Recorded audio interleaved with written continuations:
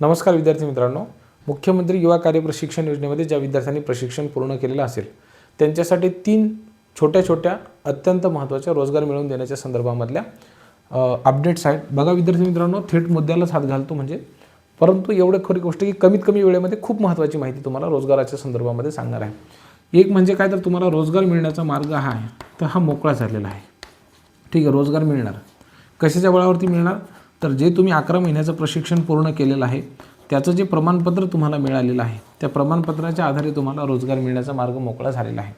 यामध्ये ऋषी पवार, निलेश वसावे सर आणि पवन भट सर यांनी सातत्याने कौशल्य विभाग असेल आणि वरिष्ठ मंत्रालयीन स्तरावरती प्रचंड पाठपुरावा केला आणि त्यांना हे रोजगार मिळवण्यासाठी विद्यार्थ्यांना जे प्रमाणपत्र मिळालेलं आहे या प्रमाणपत्राचा उपयोग करून ते कशा पद्धतीने रोजगार मिळवण्याचे हक्कदार आहेत, बरोबर आहे, ते वरिष्ठ अधिकाऱ्यांना अतिशय व्यवस्थितपणे सांगू शकलेले आहेत.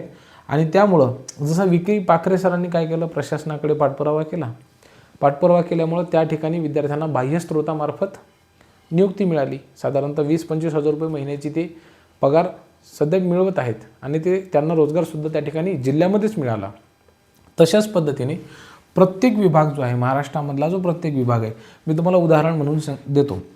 जसं की आता ग्रामपंचायत आपण जर बघितलं तर ग्रामपंचायत कोणाकडे येतो, ग्रामविकास खात्याकडे, बरोबर आहे, ग्रामविकास खातं आहे महाराष्ट्रामध्ये त्यांच्याकडे, आलं लक्षामध्ये.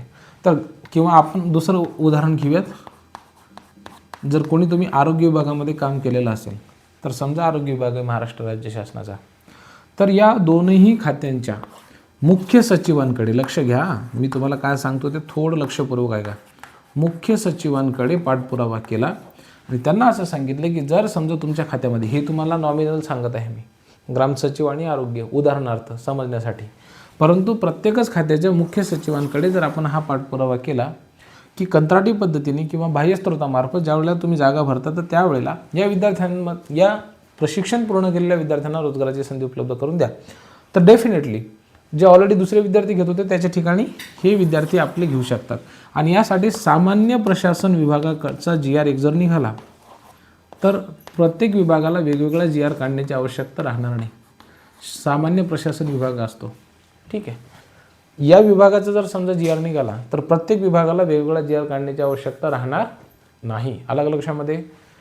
तर त्याच्यासाठी सध्या आपले प्रयत्न सुरू आहेत, परंतु हे करण्यासाठी सेपरेट इंडिव्हिज्युअल प्रत्येक जो विभाग आहे तर त्या विभागाकडे पाठपुरावा करणं गरजेचं आहे.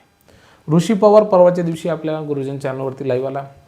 ऋषी पवारांनी स्पष्ट सांगितलं की जर प्रत्येक विभागाकडे जर आपल्याला पाठपुरावा करायचा असेल तर आम्हा तिघाकडनं शक्य नाही. मग प्रत्येक विभागासाठी आपण एक प्रतिनिधी देऊ, म्हणजे प्रत्येक विभागासाठी एक प्रतिनिधी, आणि मग त्याने काय करायचं की तो सगळीकडे त्या विभागाचे सगळे जे पत्र असतील, कागदपत्र असतील, पत्र असतील आणि पाठपुरावा असेल तर तो त्याच व्यक्तीने करायचा, ठीक आहे, आणि यश 100% मिळणारच, काही शंका नाही त्याच्यामध्ये. अशा पद्धतीची ही बातमी आहे, तुमच्या सर्वांपर्यंत मला सांगणं गरजेचं होतं.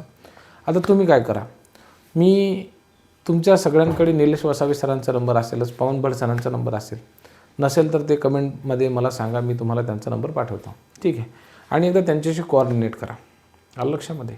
मला असं वाटतं की काही विद्यार्थ्यांना रोजगार प्राप्त झाला तर ते आपल्या सर्वांसाठी चांगलं असेल. आणि एक जर विद्यार्थी लागला तर तो लागलेला विद्यार्थी दुसऱ्या विद्यार्थ्याला सांगतो, दुसरा तिसऱ्याला सांगतो, तिसरा चौथ्याला सांगतो. अशा पद्धतीने रोजगाराचा जो प्रश्न आहे तर तो मार्गी लागू शकतो.